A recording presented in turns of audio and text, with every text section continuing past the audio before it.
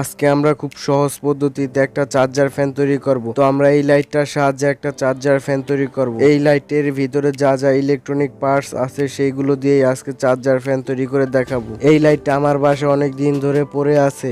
এই লাইটটা দিয়ে কোনো কাজ করা হয় না, তার জন্য ভাবলাম যে এই লাইটটা দিয়ে একটা চার্জার ফ্যান তৈরি করা যাক। তো বেশি কথা না বাড়িয়ে আজকের ভিডিও শুরু করা যাক। তো আমি ফ্যান বানানোর জন্য এইরকম টাইপের একটা মোটর ইউজ করব। এই মোটরের আরপিএমটা খুব ভালো এবং দীর্ঘ সময় চলতে পারে, কোনো গরম হয় না। তার জন্য আমি এই মোটরটা ইউজ করব এবং আমি এইরকম টাইপের একটা পাখা ইউজ করব। এই পাখাটা খুব ভালো এবং এই মোটরের সাথে অ্যাডজাস্ট হয়। এরপরে আমরা এই লাইটটাকে খুলে নেব। তো খুলে নেওয়া হয়ে গেলে এখানে দেখতে পাচ্ছেন যে লাইটের ভিতরে যত পদের ইলেকট্রনিক সার্কিট আছে সব দেখা যাচ্ছে। তো আমি এই লাইটের জায়গায় মোটরের লাইনটা দেব। তো এই লাইটের এই তার দুইটাকে কেটে নেব। তো এইখানে দেখতে পাচ্ছেন আমি তার দুইটাকে কেটে নিয়েছি। এই লাইটটা কিন্তু এখনো ভালো আছে। এইখানে দেখতে পাচ্ছেন যে আমি লাইটের তারের সাথে আর দুইটা তার বড় বড় করে লাগিয়ে নিয়েছি, যাতে মোটরের লাইন দিতে সুবিধা হয়। এরপর লাইট আগে যেইভাবে ছিল আমি ঠিক সেইভাবে আবার লাগিয়ে নেব। এরপরে এই তার দুইটার সাথে মোটরের যে দুইটা তার আছে সেই দুইটা তার লাগিয়ে নিব। তো লাগিয়ে নেওয়া হয়ে গেলে আমি মোটর ভালোভাবে আঠা দিয়ে লাগিয়ে নেব। তো এইখানে দেখতেই পাচ্ছেন যে আমি মোটরটা ভালোভাবে আঠা দিয়ে লাগিয়ে নিয়েছি, যাতে ছুটে না যায় এবং মোটরটা লাগানো খুবই শক্ত হয়েছে। তো এইবারে দেখা যাক এটাতে বাতাস কেমন হয়।